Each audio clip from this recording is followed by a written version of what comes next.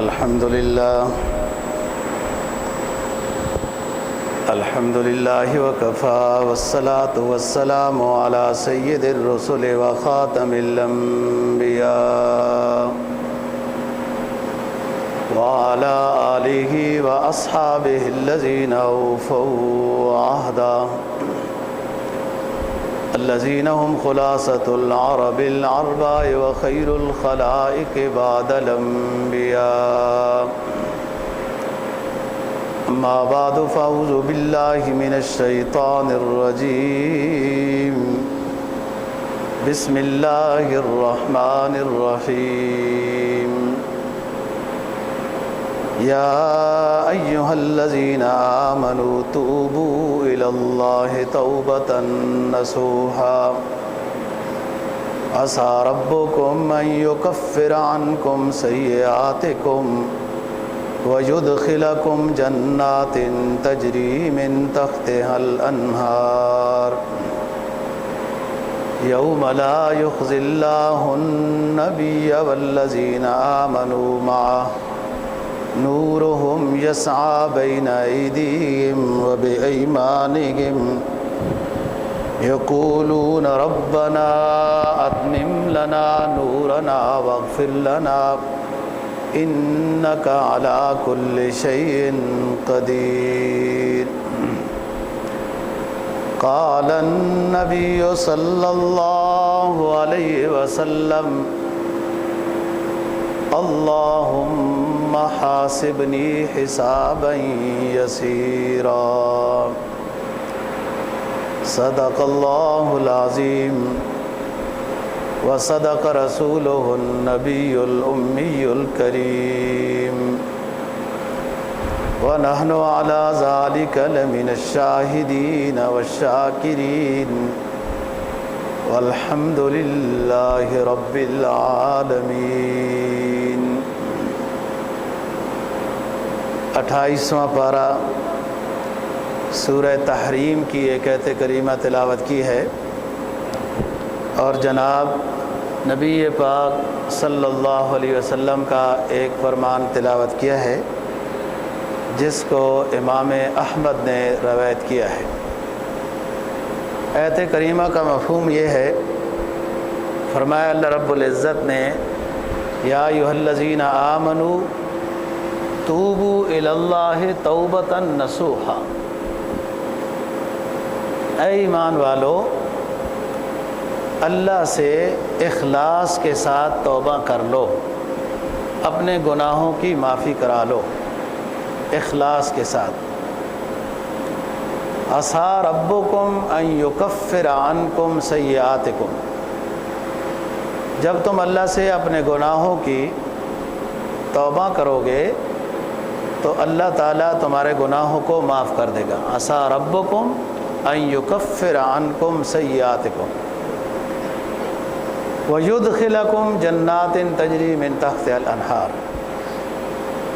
توبہ کرنے سے پہلا فائدہ یہ ہوگا کہ اللہ تمہارے گناہوں کو معاف کر دے گا، اور دوسرا پھر جب اللہ راضی ہو گیا تو تمہیں جنت الفردوس میں داخل کرے گا. یوم لا یخزی اللہ النبی والذین آمنوا معہ، جس دن اللہ پاک تمہیں جنت میں داخل کرے گا، میدان حشر میں یہ اعلان ہوگا، اس دن میں اللہ پاک اپنے نبی آخر الزمان صلی اللہ علیہ وسلم اور ان کے ماننے والوں کو رسوا نہیں کرے گا. یسعی نورہم بین ایدیہم وبایمانہم، اس دن نبی پاک صلی اللہ علیہ وسلم کے سامنے دائیں بائیں روشنی ہوگی، جس روشنی کی مدد سے اہل جنت میں داخل ہوں گے. یقولون ربنا اتمم لنا نورنا واغفر لنا، اہل ایمان یہ دعا کریں گے کہ اللہ پاک یہ نور روشنی جاری رہے، جب تک ہماری ضرورت ہے یہ روشنی ہمیں نصیب رہے، ہماری مغفرت فرما، اور اسی روشنی کی مدد سے ہم جنت تک پہنچ جائیں بلا شبہ آپ ہر چیز پر قدرت رکھنے والے ہیں، انک علی کل شیء۔ میدان حشر کے لحاظ سے ایمان والوں کو روشنی نصیب ہوگی، ان کے ایمان اور اعمال صالحہ کی بدولت۔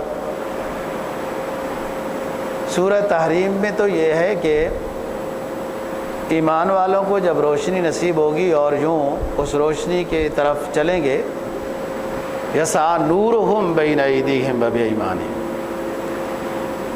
تو کچھ لوگ جنہیں روشنی اصالتاً نہیں دی گئی ہوگی وہ بھی ان کے ساتھ چلنے کی کوشش کریں گے، تو اللہ کی طرف سے حکم ارجعوا، آپ لوگ اس طرف نہیں جا سکتے، انقلبوا، واپس جاؤ، تمہارا ایمان اور اعمال اس درجے کے نہیں ہے کہ تم اس روشنی کی مدد سے چل سکو۔ جناب نبی پاک صلی اللہ علیہ وسلم کا جو فرمان تلاوت کیا ہے، اس میں آپ نے ایک دعا سکھائی ہے سب امتیوں کو، اور خود بھی آپ وہ دعا اللہ سے مانگا کرتے تھے، اللہم حاسبنی حسابا یسیرا، اے اللہ میرا حساب آسان فرما دے، میرا حساب آسان فرما دے۔ قرآن مجید نے حساب یسیر کو کئی مقام پہ ذکر کیا ہے۔ ایک جگہ پہ ایک شخص نے عرض کیا کہ حضور حساب یسیر کیا ہے، کہ وہ آسانی سے حساب ہو جائے گا؟ تو آپ نے فرمایا کہ حساب یسیر یہ ہے کہ اللہ حساب ہی نہ لے، اپنے فضل سے ہم سب کو جنت الفردوس دے دے، اللہ ہم سے راضی ہو جائے۔ اگر حساب شروع ہو گیا تو پھر کوئی نہیں دے سکے گا۔ اس پر حضرت عائشہ صدیقہ رضی اللہ تعالیٰ عنہ نے عرض کیا کہ حضور آپ بھی اللہ کے فضل سے جنت میں جائیں گے، آپ کے تو بہت اونچا مقام ہے اور یوں ہے یوں۔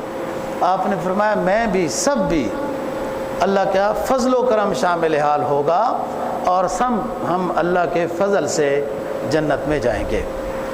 اصل تو نبی پاک صلی اللہ علیہ وسلم کا یہ جملہ امتیوں کو سمجھانے کے لیے ہے کہ تاکہ بندہ اپنے اعمال کے اوپر، اعمال صالحہ کے اوپر کہیں گھمنڈ نہ کرنے لگ جائے، ہر وقت اللہ سے فضل مانگے، رحم مانگے، اللہ سے انصاف نہ مانگے، اس لیے کہ انصاف ہوا تو وَإِن تَعُدُّوا نِعْمَتَ اللَّهِ لَا تُحْصُوهَا، اللہ کی نعمتوں کو جو آپ کے اوپر ہیں شمار کرو تو وہی نہیں شمار کر سکتے۔ انصاف والا معاملہ تو اور ہے۔ اللہ تعالیٰ کا دنیا میں بھی انسان کے اوپر فضل و کرم ہی ہے۔ دیکھو نا، یہ گائے، بیل، بکری وغیرہ یہ چیزیں ساری انسان کی خدمت کے لیے ہیں، اور انسان کو اللہ تعالیٰ نے فرمایا وَمَا خَلَقْتُ الْجِنَّ وَالْإِنسَ إِلَّا لِيَعْبُدُونِ، کہ انسان کو ہم نے اپنی تابعداری کے لیے، اپنی عبادت کے لیے پیدا کیا ہے۔ اب دیکھیں انسان اللہ کی کتنی عبادت کر رہا ہے۔ کافر کو چھوڑیں، وہ تو ایمان لائے گا تو اس کے اوپر لوازمات آئیں گے نا ایمان کے۔ ایک مسلمان جس نے کلمہ پڑھا ہے یہ کتنی عبادت کر رہا ہے، کیونکہ ہر پہلو میں عبادت ہے۔ بازار میں بھی شریعت کے مطابق کام ہوگا تو عبادت ہے، نماز روزہ تو صرف عبادت نہیں ہے۔ جب ایک عام مسلمان جس کو حکم ہے عبادت کا، وہ کما حق کا عبادت نہیں کر رہا، لیکن اللہ کی تمام نعمتیں وہ حاصل کر رہا ہے، استعمال کر رہا ہے، ان سے استفادہ کر رہا ہے، ہوا ہے، پانی ہے، جو کچھ بھی ہے۔ اب انصاف یہ ہے کہ جب انسان جس کو اللہ نے جس مقصد کے لیے پیدا کیا ہے وہ مقصد یہ پورا نہیں کر رہا تو اللہ کی یہ مخلوق جو انسان کی خدمت کے لیے اللہ نے پیدا کی ہے، یہ کہے اللہ ان کو بھی کہے کہ تم بھی انسان کی خدمت نہ کرو، کیونکہ ہم نے اس انسان کو جس مقصد کے لیے پیدا کیا ہے، عبادت کے لیے، یہ کما حق کہو ہماری عبادت نہیں کر رہا، تو گائے دودھ دے رہی ہے، بکرا گوشت دے رہا ہے، مرغی انڈے دے رہی ہے، فلان، یہ سب نعمتیں انسان حاصل کر رہا ہے، اور انصاف کا تقاضا تو یہی ہے نا، انصاف، کہ جب یہ اللہ کی جو حکم ہے اس پر عمل نہیں ہو رہا، تو جو مخلوق خدمت کے لیے اللہ نے پیدا کی ہے، اللہ اس کو کہہ دے کہ اس کے لیے آپ اب خدمت نہ کرو۔ لیکن ایسا نہیں، اللہ کا فضل و کرم شامل حال ہے۔ انسان کما حق ہو عبادت نہیں کر سکتا، جو کر بھی رہا ہے، بہت سارے تو کر ہی نہیں رہے، پھر بھی اللہ تعالیٰ کا فضل و کرم ہے کہ اس پوری کائنات کو اللہ نے خادم بنایا ہے اور وہ خدمت کر رہی ہے۔ بعض دفعہ انسان زیادتی ظلم بھی کرے، تب بھی وہ اس کا کوئی آگے سے استغاثہ یا اس کا گلہ شکوہ یا کوئی چیز نہیں ہوتی، چپ کر کے وہ انسان کی خدمت کر رہے ہیں۔ تو یہ اللہ کا فضل شامل حال ہے۔ اگر انصاف ہو تو ہم جس طریقے سے اللہ کا حق ادا نہیں صحیح کر رہے، اللہ حکم دے دے اس مخلوق کو جو انسان کی خدمت کے لیے کہ تم بھی ان کی خدمت نہ کرو، تو یہ انصاف ہوگا، زیادتی نہیں ہوگی۔ لیکن اللہ دنیا میں بھی ہمارے اوپر فضل و کرم ہی کر رہا ہے، ہم اس کی کسی نعمت کا کوئی شکر ادا نہیں کر رہے، کرنا چاہیں بھی تو اپنی طرف سے تو شکر ادا کرنا ہے، کما حقہ ہم نہیں کر سکیں گے۔ وہ خود ہماری کمزوری کو، ہماری محنت کو دیکھ رہا ہے کہ یہ اپنی طرف سے کوشش کر رہے ہیں لیکن ہیں کمزور، کما حقہ نہیں ادا کر سکتے، بس اتنی محنت ہی کافی ہے۔ جو اس نے نیت کی ہے اس کے مطابق یہ اپنا عمل کر رہا ہے۔ تو جس طرح دنیا میں اللہ تعالیٰ کا ہمارے اوپر فضل و کرم ہے، ایسے ہی آخرت کے لحاظ سے بھی اللہ تعالیٰ سے فضل و کرم مانگنا ہے۔ اللہ تعالیٰ سے فضل و کرم، حساب یسیر، کہ اللہ تعالیٰ آخرت کا معاملہ آسان فرما دے، اور آسان یہ ہے کہ اپنے فضل و کرم سے بغیر حساب و کتاب کے ہمیں جنت الفردوس عطا فرما، ہم سے راضی ہو جا۔ حضرت علی رضی اللہ تعالیٰ عنہ راوی ہیں، فرماتے ہیں کہ رسول پاک صلی اللہ علیہ وسلم نے فرمایا، بنی اسرائیل میں سے کسی پیغمبر کو کہ اپنے امتیوں کو کہہ دو کہ اعمال صالحہ پر، اپنے اعمال صالحہ پر گھمنڈ نہ کریں۔ حضرت علی راوی ہیں، رسول پاک صلی اللہ علیہ وسلم فرما رہے ہیں کہ امم سابقہ کے کسی پیغمبر کو اللہ تعالیٰ نے یہ حکم دیا کہ اپنے امتیوں کو جو اعمال صالحہ بجا لانے والے ہیں ان کو یہ کہہ دو کہ اپنے اعمال صالحہ پر گھمنڈ نہ کرو، اور گناہگاروں کو یہ کہہ دو کہ تم اپنے گناہوں کو بہت زیادہ سمجھتے ہو، کہ سمندر جتنے زیادہ ہیں ہمارے گناہ، ان گناہگاروں کو کہہ دو کہ مایوس نہ ہو، تمہارے گناہوں کے سمندر کے مقابلے میں میری رحمت کا سمندر بہت وسیع ہے۔ تو دونوں طرح سے ہے۔ حضرت عمر رضی اللہ تعالیٰ عنہ کا مقولہ ہے نا، قال ایمان بین الخوف والرجاء، کہ ایمان نام ہے ڈرنے کا بھی اور امید کا بھی۔ ڈر تو اتنا ہو کہ نیکی بجا لا کر بھی ڈرتا رہے اور اپنے عمل صالح پر گھمنڈ نہ کرے، اور امید اتنی ہو، اللہ سے امید اتنی ہو کہ بے شک میرے بہت گناہ ہے لیکن اللہ اپنے فضل و کرم سے مجھے معاف کرے گا، مجھے توبہ کی توفیق دے گا۔ دونوں چیزیں ہیں، امید بھی اور خوف بھی، اور اسی میں ایمان کا نظام ہے۔ البتہ بعض صوفیاء نے لکھا ہے جوانی میں خوف ہیں تو دونوں چیزیں، اللہ سے ڈرنا بھی ہے، اللہ سے امید بھی ہے، جوانی میں خوف غالب ہو اور بڑھاپے میں امید غالب ہو۔ بڑھاپے میں اللہ سے استغفار کرے، دعا کرے، امید غالب رکھے کہ اللہ میری مغفرت کرے گا۔ جوانی میں خوف غالب ہو، ہر وقت اللہ سے ڈرے. ایسا نہ ہو اللہ بڑا مہربان ہے اور گناہ کرتا جائے، اللہ بڑا غفور رحیم ہے گناہ کرتا جائے. یعنی امید کو سہارا لے کر نا جی اللہ معاف کرنے والا ہے، اس چیز کو سہارا دے کر وہ گناہوں کی طرف ہٹ درم ہو رہا ہے. تو جوانی میں خوف غالب ہو. اسلام گناہوں سے بچنے کا جو راستہ بتاتا ہے نا جی، وہ اتنا کامیاب راستہ ہے کہ گناہ کے قریب نہ جاؤ. اسباب گناہ سے بچو. جب سبب اختیار نہیں ہوگا تو آگے پہنچے ہی نہیں. اسباب گناہ سے بچو. زنا سے منع کیا تو لا تقربوا الزنا، لا تقربوا، گانا بجانا فلان یہ اسباب ہے جو اس طرف لے جاتے ہیں.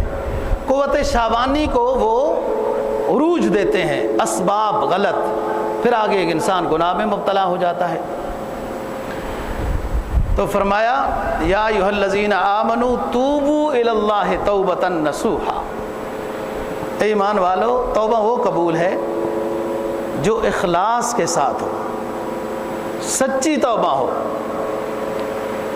کہ بس آئندہ گناہ نہ کرنے کا پکا عزم ہو. یہ نصوح ہے. نصحہ نصیحت سے اگر لیا جائے تو اس کا معنی ہے اخلاص. نصیحت بھی جو ہوتی ہے وہ اخلاص سے ہوتی ہے. ایک حدیث میں آتا ہے نا الدین النصیحہ، دین سارا کا سارا ہی نصیحت ہے، آپ کو اچھا راستہ دکھاتا ہے. اور جہاں کہیں دنیاوی اخروی پریشانی ہوگی وہاں اس انسان نے دین کا جو بتایا ہوا راستہ ہے نا اس پر عمل نہیں کیا ہے، تب اس کو پریشانی کا سامنا ہو رہا ہے.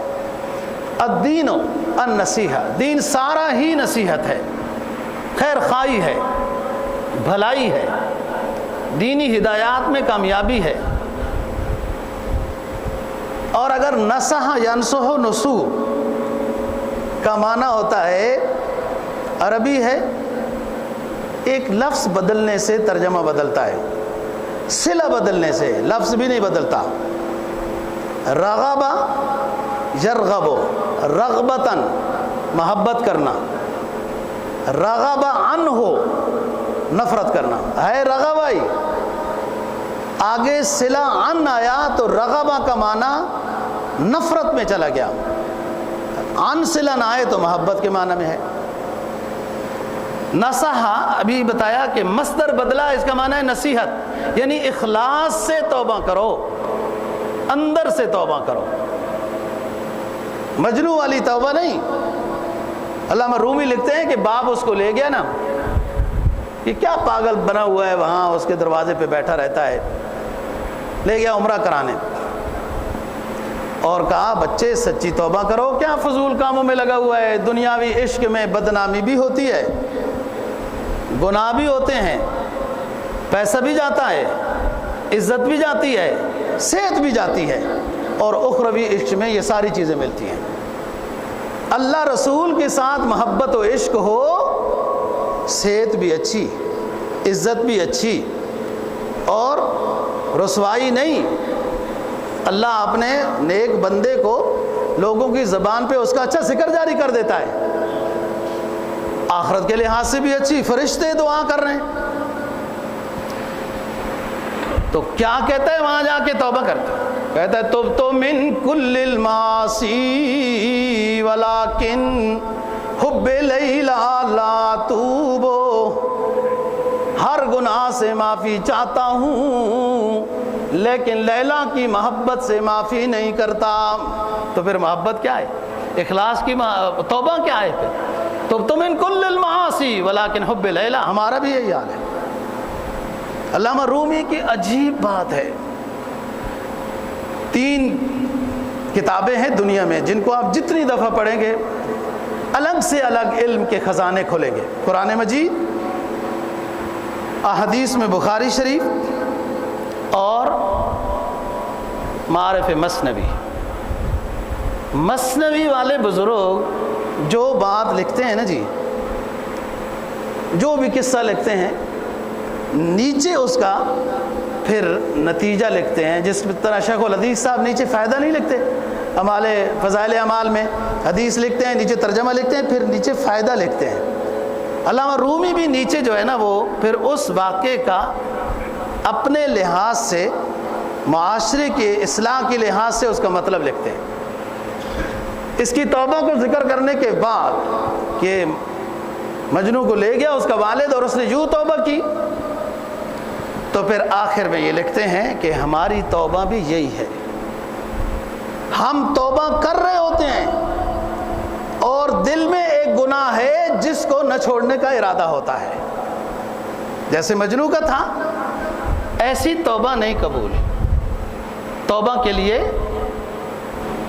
ترک گناہ کا عزم ضروری ہے، پھر توبہ قبول ہوتی، پھر رنگ دکھاتی ہے، دیر نہیں لگاتی۔ پھر دیکھو نا، یہ عزم ہے، صرف پکا ارادہ ہے گناہ چھوڑنے کا، پھر توبہ رنگ دے گی۔ اور اگر توبہ بھی ہے، دنیا جناب بازار جا بھی رہی ہے، بد نظری کر بھی رہی ہے، بد نظری کا زمانہ بڑا برا ہو گیا جی، بڑا اللہ معاف فرمائے، استغفر اللہ، زمانہ بڑا ہو گیا، اور خود چسکے بھی لے رہا ہے، گناہ کر بھی رہا ہے، اپنے گناہ کو زمانے پر ڈال رہا ہے، اور یوں بھی کہہ رہا ہے زمانہ بڑا برا ہو گیا جی، دیکھو جس طرح، اور دیکھ بھی رہا ہے۔ یہ توبہ ہے، یہ توبہ نہیں مذاق ہے۔ توبہ پکے عزم سے ہوتی ہے، ایسے نہیں ہوتی۔ یہی تو وجہ ہے اتنی توبیں ہو چکی ہیں اور کوئی توبہ کا منظر ہی سامنے نہیں آتا۔ نصح ینصح، اخلاص سے توبہ ایک ترجمہ ہے۔ دوسرا ترجمہ دیکھو، مصدر بدلنے سے ترجمہ بنے گا، نصح وہی ہے۔ نصح مانا ہے پھٹے ہوئے کپڑے کو سوئی کے ساتھ سلائی کر کے جوڑ دینا۔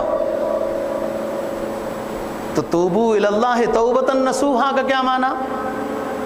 گناہوں کے ذریعے سے انسان کی عزت کی چادر، اعمال صالحہ کی چادر، تقوی کی چادر پھٹ جاتی ہے، اس کو توبہ کی سوئی کے ذریعے سے دوبارہ اس پھٹی ہوئی چادر کو جوڑنا ہوتا ہے، پھر وہ دوبارہ اس کی عزت بحال ہو جاتی ہے۔ ایک حدیث میں یہ بھی بیان فرمایا ہے کہ جب توبہ قبول ہو جاتی ہے تو سب سے پہلے اللہ پاک کرامن کاتبین کو کہتے ہیں کہ اس کا وہ گناہ مٹا دو،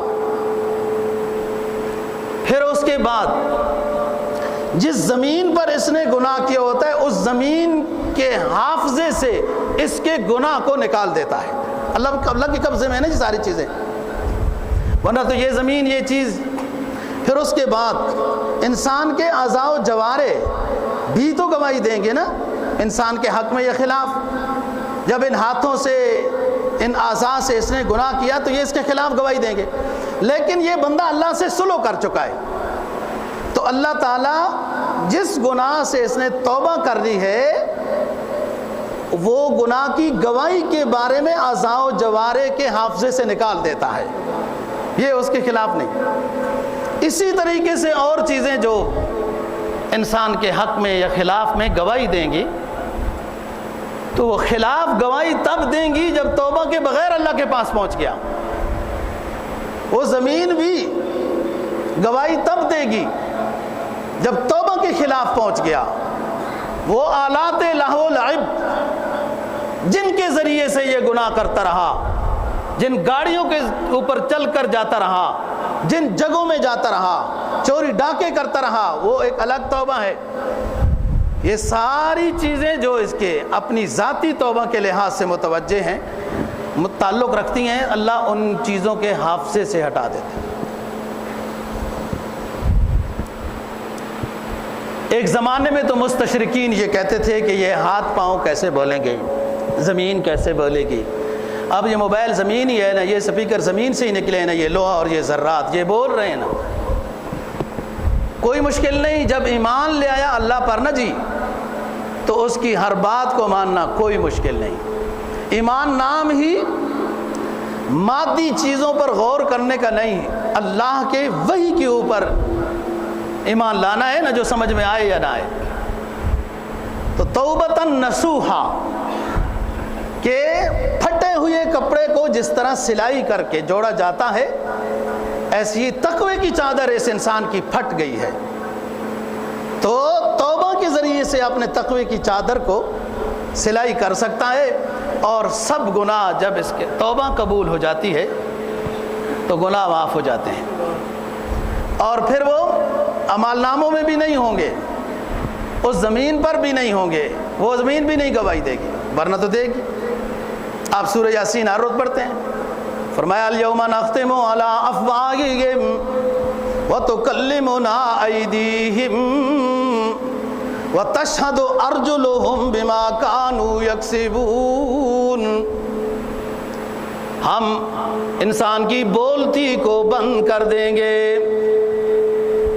یہ ہاتھ اس کے حق میں یا خلاف گواہی دیں گے، یہ اعضاء و جوارے، یہ پاؤں، یہ نگاہ، یہ کان، یہ سونگھنے کے آلے، ہاتھ قوت لامسہ، پاؤں قوت ماشیہ، اس نے اگر غلط استعمال کی تو اس کے خلاف، یہ زبان اور نگاہ اس کے اللہ کی مرضی میں استعمال ہوئی تو اس کے حق میں گواہی دیں گے۔ یہ جسم گواہی خود دے گا، ہر حصہ بدن کا بولے گا، زبان خاموش ہو جائے گی۔ الیوم نختم علی افواہہم وتکلمنا ایدیہم وتشہد ارجلہم بما کانوا یکسبون۔ تو جب توبہ پکی ہوگی، اخلاص کے ساتھ ہوگی، اللہ کے ہاں تب قبول ہوگی۔ جب پکا ارادہ کر کے کشتیاں جلا کے چلے گا۔ کیوں طارق بن زیاد نے کشتیاں جلوائیں؟ اس لیے کہ دلوں میں مجاہدین کے یہ خیال ہی نہ آئے کہ اگر بھاگے تو کشتیاں تو ہیں، ادھر چلے جائیں گے، یہ تصور ہی ختم کر دیا۔ شک آخر کہ گناہ دوبارہ کروں گا، شک آخر کہ گناہ کروں گا دوبارہ تو عزم نہیں ہے، پھر توبہ نہیں ہوگی۔ شک آخر کے پکا عزم ہے گناہ نہ کرنے کا۔ اس کے بعد گناہ چھوڑنے کے بعد انسان اپنی عزت پر نظر ڈالے، اپنی صحت پر نظر ڈالے، اپنی نیند پر نظر ڈالے، اپنے اوقات کی برکت میں نظر ڈالے، اپنے رزق میں نظر ڈالے، تمام چیزیں اس کو پر رونق با برکت نظر آئیں گی۔ گناہوں کی وجہ سے یہ ساری چیزیں، پیسہ ضائع، صحت ضائع، نیند ضائع، عزت ضائع، اور لوگوں کی غیبت کا مرکز بنا ہوا ہے، سب کچھ ختم ہو رہا ہے۔ کیوں؟ اللہ ناراض تو سب کچھ ختم، اللہ راضی تو حدیث آپ جانتے ہیں، میں صرف یاد دہانی کراتا ہوتا ہوں۔ اللہ پاک جبرائیل کو بلاتے ہیں کہ فرشتوں کو کہو جاؤ فلانے علاقے میں، گاؤں میں ہمارا محبوب بندہ رہتا ہے، ہم اس سے پیار کرتے ہیں، لوگوں کو کہو اس سے پیار کریں۔ جب بندہ غلط ہوتا ہے، اللہ کا باغی ہوتا ہے، تو پھر لوگ اس کی غیبت کرتے ہیں، وہ الگ بات ہے، وہ گناہگار ہوتے ہیں، لیکن یہ نمونہ تو بنا نا۔ ایک حدیث یہ ہے نا کہ غیبت کرنا تو بہت بڑا گناہ ہے، لا یغتب بعضکم بعضا، گناہ کبیرہ ہے غیبت کرنا، نہیں کرنی چاہیے، ورنہ اعمال دینے پڑیں گے اس کو آخرت میں۔ اگلی حدیث یہ ہے کہ آپ لوگوں کو غیبت کا موقع کیوں دیتے ہیں؟ ایسے گناہ کیوں کرتے ہیں؟ ایسا طریقہ کیوں ہے؟ جو لوگ آپ پر شبہ کر رہے ہیں، غیبت کیوں کر رہے ہیں؟ ہاں کچھ بلا وجہ ہی کر رہے ہیں تو الگ بات ہے، نہ کچھ پتہ ہے نہ کچھ ہے، اور لگے ہوئے ہیں آج طالبان نے یہ کر دیا، آج فلان نے یہ کر دیا۔ ڈر ان کو پگڑی اور مولوی سے ہے، نظریے سے ہے، طالبان سے نہیں ہے۔ وہ کچھ اور بدر نکال، کچھ اور بدر نکال، اب بچوں جو ہوتا ہے ہو جائے گا، دیکھا جائے گا، آپ صبر بھی تو کرنا چاہیے نا۔ آپ کے حکمت برے تبصرے تو بہت سن لی ہیں پہلے بھی، صبر سے اچھا نظام آ جائے گا۔ توبۃ نصوحا، حضرت علی رضی اللہ تعالیٰ عنہ سے کسی نے پوچھا کہ حضور توبہ کیسے کرتے ہیں؟ آپ نے فرمایا کہ ان 6-7 چیزوں کا خیال رکھو تو پھر توبہ صحیح ہوتی ہے۔ یہ سب ہمارے لیے ہے دوستو، ان اونچے لوگوں کی یہ نصیحتیں ہم جیسے گناہگاروں کے لیے ہیں۔ فرمایا سب سے پہلی شرط یہ ہے توبہ کرنے والے کے لیے کہ گناہ جو ماضی میں کیے ہیں اس پر ندامت کرے اللہ کے سامنے۔ اور ایک حدیث میں یہ فرمایا التوبۃ الندامہ، توبہ ہے ہی ندامت. جس نے اللہ کے سامنے، دیکھو اللہ کے سامنے ندامت ہے، کسی بندے کے سامنے نہیں ہے. بعض لوگ بندوں کے سامنے یہ بات کہ ہم تو جناب بڑے گنہگار ہیں، یہ یوں ہیں، یا ہم تو بڑے حرکتی تھے تو بس اللہ نے چلے کی توفیق دی تو ذرا. یہ جملہ عاجزی نہیں، تکبر کی طرف جا رہا ہے. آپ سے کسی نے پوچھا ہے ماضی آپ کی؟ کیا فضول باتیں کرتے ہو؟ اپنی ٹور بنانا چاہتے ہو؟ ہم تو جناب بڑے گنہگار ہیں. خدا نے کب کہا کہ میں گنہگاروں کی نہیں سنتا ہوں، نیکوں کی سنتا ہوں؟ آپ لوگوں کے سامنے ایک خواہ ایک تکیہ کلام بنائے ہوئے اور آپ اپنے آپ کو جری سمجھ رہے ہیں کہ میں ایک گنہگار ہوں. جی یعنی ایک اچھی بات ہے کہ میں گنہگار ہوں. آپ معاشرے میں، مارکیٹ میں اس چیز کو فخر کے ساتھ کہہ رہے ہیں. یہ جو چیز ندامت کی ہے، جو اللہ کے سامنے آپ نے ندامت کرنی ہے، یہ ایک رواج بن چکا ہے. ہم تو جناب بڑے گنہگار ہیں. تو گنہگار ہو تو توبہ کرو نا. ہمارے سامنے یہ تذکرہ کرنے سے کیا فائدہ ہوگا؟ اور دوسری بات یہ کہ ہم بڑے فلاں تھے، ہم بڑے فلاں تھے. نبی پاک صلی اللہ علیہ وسلم نے حضرات صحابہ رضی اللہ عنہم کو فرمایا، ایمان لے آئو، الایمان یہدم ما کان قبلا. ایمان کی برکت سے سابقہ زندگی کے تمام گناہ معاف کر دیے جاتے ہیں، مٹا دیے جاتے ہیں. خبردار اپنی ماضی کو دوبارہ نہ دہرانا. بس ختم. جب اللہ سے توبہ کر لی اب کیا؟ اور لوگوں کے سامنے ذکر کرنے کا کیا مطلب ہے؟ یہ ایک بظاہر عاجزی کا جملہ ہے اور در پردہ اس کا ایک نخرہ اور تکبر ہے. جیسے پاکستانی بندے کو جس کی قومی زبان اردو ہے، اس کو بندہ یہ کہے کہ یہ ذرا جملہ ٹھیک کر دیں، میری اردو کمزور ہے، انگلش میری ٹھیک ہے. یہ بطور فخر کے کہتا ہے. آپ کی اردو اعلیٰ ہونی چاہیے تھی کہ آپ کی قومی زبان ہے. اس وقت کہنا تھا نا جو تقسیم کر رہے تھے کہ ہماری قومی زبان اردو نہ رکھنا، ہم جیسے کئی سو سال برٹش کے غلام رہے، ہم اسی طرح اس کی غلامی کا ثبوت دیتے رہیں گے اور اپنے معاشرے میں گفتگو انگلش ہی رکھیں گے، اردو نہ بناؤ قومی زبان. یہ بھی بطور ایک نخرے کے کہتے ہیں ہماری اردو تھوڑی ویک ہے. اور مجھے تو ویک ہی نہیں پتا یہ ویک کیا ہوتا ہے. بہرحال وہ کہتے ہیں، میں اندازے سے سمجھ جاتا ہوں کہ ویک کا مطلب یہی ہوگا کمزور ہے. یہ کمزوری دور کرنی ہے. میں گنہگار ہوں، بڑا گنہگار ہوں، اس کو یہ کہنے سے گناہ معاف نہیں ہوتے، اس کی توبہ کرنی ہے. اور توبۃ الندامہ، سب سے پہلی شرط حضرت علی رضی اللہ تعالیٰ نے توبہ کرنے والے کو کہی، گناہ ماضی کے جو ہو چکے ہیں. اور گناہ ایسی چیز ہے نا جی، جب آپ کبھی تنہائی میں بیٹھ کے سوچیں گے تو ایک ایک یاد آئے گا. ہو سکتا ہے نیکی کوئی آپ نے کی ہو اور یاد نہ آئے. گناہ ایسی چیز ہے وہ یاد آتا ہے. تو پرانے تمام گناہوں پر ندامت کرنی ہے، یہ پہلی چیز ہے، شرمندگی ہے. نمبر 2، آئندہ گناہ نہ کرنے کا پکا عزم ہو، جو ہو جائے سو ہو جائے، اب میں اللہ رسول کو ناراض نہیں کروں گا. نمبر 3، جب گناہ کی توبہ کر رہا ہو، کوئی گناہ نہ کر رہا ہو، وہ مذاق ہے، ادھر ذکر جاری، ادھر فلم دیکھ رہا ہے، ادھر ذکر جاری، ادھر بدنظری کر رہا ہے، ادھر ذکر جاری، ادھر اور طرح طرح کی خرافات میں بازاروں میں مبتلا ہے. گناہ کی جب توبہ کر رہا ہو اس وقت نیکی میں مصروف ہو، کوئی گناہ نہ کر رہا ہو. الگ تنہائی خلوت نشینی اللہ کو زیادہ پسند ہے. نمبر 4، اپنے سابقہ فرائض کی قضا کی نیت کر لے. زکوٰۃ نہیں دی، حج فرض تھا نہیں کیا، کچھ نمازیں رہ گئی، روزے رہ گئے، ان کی قضا کی نیت کر لے اور شروع کر لے. اللہ دیکھتا ہے آپ نے عمل شروع کر دیا ہے. نمبر 4. نمبر 5، بعض لوگوں کا مال کھایا ہوا ہوگا اور پتہ ہوتا ہے بڑی ہوشیاری سے. لوگ اس کو کیا کہتے ہیں؟ ہاتھ کی صفائی سے. ہاتھ کی صفائی سے مال کھایا ہوا ہے. میں کہتا ہوں ہاتھ کی صفائی نہیں، ہاتھ کی سیاہی سے. اس نے جو دھوکہ کر کے مال کھایا ہوا ہے اب ہر ایک کو دے. 5.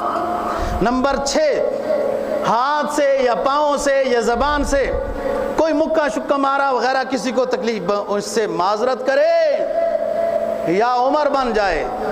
پرنالے کی بات کرنا چاہ رہا ہوں. حضرت عباس کا پرنالہ اتارا تھا نا، تو حضرت عباس نے کہا امیر المومنین آپ ضرور ہیں، حضرت صاحب یہ پرنالہ مجھے نبی پاک صلی اللہ علیہ وسلم نے یہاں لگانے کا کہا تھا۔ عمر نے کہا عباس میرے کندھے پہ سوار ہو کر پرنالہ دوبارہ درست کر لو۔ تو عباس بھی ظاہر ہے ہاشمی خاندان کے سردار ہیں، کہا عمر آپ کی اتباع دیکھنا چاہتا ہوں، بس آپ جدھر حکم فرماتے ہیں پرنالہ ادھر لگا دوں گا۔ تو بات یہ ہے کہ جس کو ہاتھ سے پاؤں سے کسی چیز سے تکلیف پہنچائی ہو نا جی، تو معذرت کرنی ہے اس سے، یا پھر وہ کہو اس کو مجھے مکہ مار دے۔ وہ سردار کی چادر پر ایک غلام کا پاؤں آ گیا تھا طواف کرتے ہوئے۔ حضرت عمر رضی اللہ تعالیٰ عنہ بھی اس سفر میں موجود تھے۔ سردار نے طواف کے دوران اس غلام کو تھپڑ مار دیا۔ ایک علاقے کا بڑا آدمی تھا۔ حضرت عمر فاروق رضی اللہ تعالیٰ عنہ کے پاس غلام شکایت لے کے آ گیا، سردار کو بلا لیا، کہا یا معافی کرو یا چادر، وہ اسی طریقے سے یہ غلام تمہیں تھپڑ مارے گا۔ وہ کہنے لگا میں سردار ہوں اپنے علاقے کا، میری وجہ سے لوگ اتنے اسلام میں آئیں گے، میں اسلام سے پھر گیا تو اتنے اور پھر جائیں گے۔ عمر نے کہا اسلام جو قانون دے کر گیا ہے عمر اس پر عمل کر کے دیکھے گا، بھلے تو رہے اسلام میں یا نہ رہے اسلام میں۔ ہاں لوگ بعض گویے بعض یوں کو تھوڑے بہت اسلام کی طرف آتے ہیں، ہم ان کی خوشامد شروع کر دیتے ہیں، ان کی خوشامد کرنی ہے، ان کا اپنا بھلا ہے وہ اسلام کی طرف آئے، اپنے گناہوں سے توبہ کی، اور ہم ان کی خوشامدوں میں لگ جاتے ہیں۔ کیا اسلام ایک گویے کا محتاج ہے؟ کیا آپ اس کی خوشامدوں میں لگ جائیں؟ اسلام ایک شان و شوکت رکھتا ہے۔ وہ علاقے کا سردار تھا، کہا قانون اسلام کا نافذ ہوگا، یا غلام سے معذرت کرنی ہوگی یا یہ تمہیں تھپڑ مارے گا، تم اسلام سے پھر جاتے ہو پھر جاؤ، اور لوگ بھی تمہاری وجہ سے پھر جاتے ہیں تو پھر جائیں، یہ دلیل یہ حجتیں ہمارے سامنے پیش نہ کرو۔ تو کسی کو تھپڑ مارا ہوا ہے کچھ اور اسے معذرت کرنی ہے، یا اس کو کہو مجھے تھپڑ مار لے۔ دنیا کا تھپڑ، یہ دنیا کی ذلت، یہ دنیا کی تھوڑی سی شرمندگی، کوئی اتنی شرمندگی نہیں ہے۔ آپ کس کے اوپر جو زیادتی کی ہے آپ اس سے چل کر اس کی طرف کبھی معذرت کے لیے تو جائیں نا۔ کسی سے زیادتی ہو گئی، کسی کو مکہ مارا، یوں گاؤں دیہات میں تو بہت ہوتا ہے، میرا پانی تو نے لگایا، یہ کیا وہ کیا، دو چار اس کو لگا دی، اس نے لگا دی۔ آپ چل کر تو جائیں نا جس کو تھپڑ مارا تھا، اللہ کی مدد شامل حال ہوگی، وہ بندہ تمہارے جانے سے تمہاری اور عزت میں اضافہ کرے گا اور معاف بھی کرے گا۔ اللہ کی جو کہ آپ نیکی پر عمل کرنے کے لیے جاتے ہیں نا جی، پھر اللہ کی مدد شامل حال ہو جاتی ہے۔ جب گناہوں کی طرف جاتے ہیں تو شیطان کی مدد ساتھ ہوتی ہے، اور شیطان تو درمیان میں چھوڑ کر چلا جاتا ہے۔ یہ کہتا ہے وَوَعَدتُكُمْ فَأَخْلَفْتُكُمْ مَا أَنَا عَلَيَّ بِمُصْرِخِيَّ وَمَا أَنْتُمْ بِمُصْرِخِيَّ۔ مجھے نہ ملامت کرو، نہ میں تمہیں ملامت کرتا ہوں۔ دعوتکم فاستجبتم لی، میں نے ایک گناہ کے بارے میں تمہیں کہا یہ کرو، تم نے کر لیا، نہ کرتے نا۔ میں نے کوئی کان پکڑ کر تم سے گناہ کرایا تھا؟ ہاں میں نے یہ کہا تھا میری بات مانو تو عزت ہوگی، فلان ہو گیا، یہ ہو گیا، معاشرے میں رہنا ہے نا، یہ کام بھی کرنا ہوگا۔ سنتے ہوں گے آپ لوگ اس طرح کی باتیں، تو وہ میں تمہیں وہ عزت نہیں کر سکا، نہیں دے سکا، تو وَوَعَدتُكُمْ فَأَخْلَفْتُكُمْ، بس وعدہ خلافی ہو گئی نا۔ شیطان کے لیے وعدہ خلافی کوئی مسئلہ ہی نہیں ہے، ایمان والے کے لیے وعدہ خلافی ایمان کا حصہ جاتا ہے۔ وعدہ کی وفا ایمان کی تکمیل ہے، سچائی ایمان کی تکمیل ہے، امانت داری ایمان کی تکمیل ہے۔ امانت میں خیانت نفاق کی علامت ہے، جھوٹ بولنا نفاق کی علامت ہے، وعدہ خلافی نفاق کی علامت ہے۔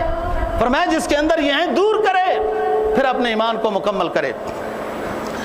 تو فرمایا گناہ جو ماضی میں کیے ان پر نادم ہو، نہ کرنے کا پکا عزم ہو، جب توبہ کر رہا ہے نیک کام کر رہا ہو۔ نمبر 4 اپنے فرائض جو رہ چکے ہیں ان کی قضا شروع کر دے، باقی اللہ کی مدد ساتھ ہوگی۔ نمبر 5 جن کا مال دینا ہے، غصب کیا ہوا ہے، دھوکہ کر کے کھایا ہوا ہے، وہ واپس کرو، نیت کرو، ارادہ کرو، اللہ سے مانگو کہ اب توبہ کی طرف آ گیا ہوں، اللہ میری مدد فرما۔ نمبر 6 کوئی مکہ مارا ہوا ان سے معذرت کراؤ، نمبر سات توجہ، اپنی زندگی کو توبہ کی قبولیت کے ثمرات دیکھنے کے لیے اعمال صالحہ کا لباس پہنا دو۔ اب اطاعت میں آ جاؤ۔ فرمایا الا من تاب وآمن وعمل عملا صالحا فاولئک یبدل اللہ سیئاتہم حسنات وکان اللہ غفورا رحیما۔ جس نے ہم سے سلو سچی کی، توبہ کر لی، پھر اپنی زندگی کو اعمال صالحہ کا زیور پہنایا، ہم اتنے راضی ہوں گے اس توبہ کرنے والے سے کہ اس کے سابقہ گناہوں کو بھی نیکیوں میں بدل دیں گے۔ وَكَانَ اللَّهُ غَفُورًا رَحِيمًا۔ یہ جتنا ہی بڑا کیوں نہ گناہگار ہو، صدق کے دل سے ہمارے در پہ آئے گا، ہمیں رحم و کرم کرنے والا، مغفرت کرنے والا داتا پائے گا۔ اپنے گناہوں کو نظر کرنے والے کہ تیرے گناہ بہت ہیں، لیکن میری رحمت کے سمندر کو نہیں دیکھا جس کی انتہا نہیں ہے۔ فرمایا من یعمل سوءا او یظلم نفسا ثم یستغفر اللہ یجد اللہ غفورا رحیما۔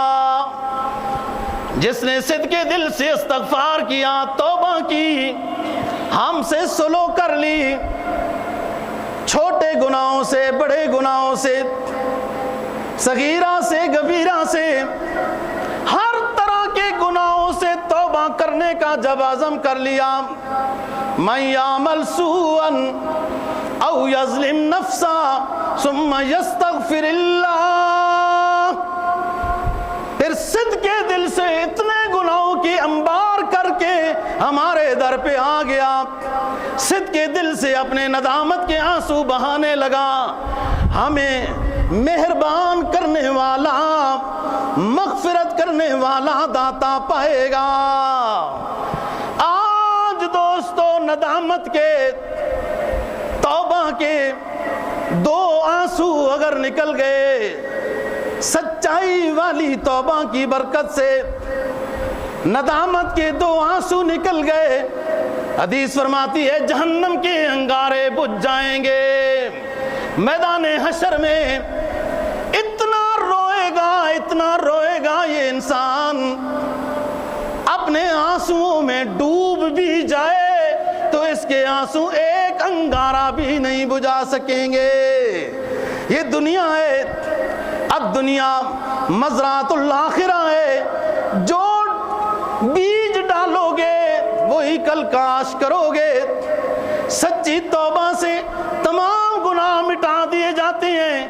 توبہ سے پہلے تو یہ شخص اللہ کا مبغوض بندہ تھا، سچی توبہ کی اسی لمحے میں یہ شخص اللہ کا محبوب بندہ بن جاتا ہے۔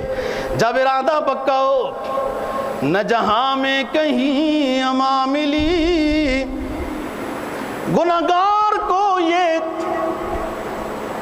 وصف حاصل ہونا چاہیے کہ اللہ رب العزت کے علاوہ میری توبہ کوئی قبول کرنے والا نہیں ہے۔ شرک سے توبہ، بدعت سے توبہ، رسم و رواج سے توبہ، خرافات سے توبہ، غیبت وغیرہ تمام گناہ کبیرہ سے توبہ، نماز کی سستی سے توبہ، چستی میں آ جائے، ہر گناہ چھوڑ کر اعمال صالحہ میں آ جائے، نہ جہاں میں کہیں اما ملی، اما ملی تو کہاں ملی، میرے جرم خانہ خراب کو تیرے عفو بندہ نواز میں، اے میرے معبود، اے رب العزت، میری ساری زندگی سیاہیوں میں ہے روشنی روشنی نہیں ہے، آپ کے در کا سوالی ہوں، اپنی ماضی پر نادم ہوں، آئندہ آپ کا اور آپ کے حبیب کا اطاعت گزار بن کر رہوں گا۔ ایسا نہ ہو جو میں سر بسجدہ ہوا کبھی تو زمین سے آنے لگی صدا، تیرا دل تو ہے صنم آشنا، تجھے کیا ملے گا نماز میں؟ پکی توبہ ہو، نماز میں بھی اللہ یاد آنے والا ہو، اللہ کے علاوہ کوئی نہ ہو، تو پھر اس کی توبہ کا ثمرہ اس بندے کے اوپر یوں نظر آنا چاہیے کہ آئندہ اطاعت میں آ جائے، اللہ رسول کی اطاعت میں آ جائے۔ اللہ ہم سب کو دین کی سمجھ اور عمل کی توفیق نصیب فرمائے۔ وآخر دعوانا الحمدللہ رب العالمین۔